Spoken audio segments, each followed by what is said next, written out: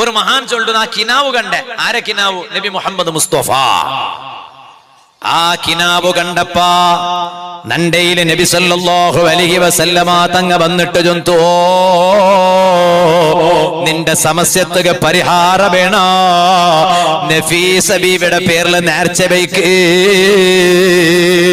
നേർച്ച വെച്ചെങ്കിൽ വേഗ ഫല കാണ്ട മഹദിയല്ലേ സയ്യിദത്തുനാ ബീവി നഫീസ.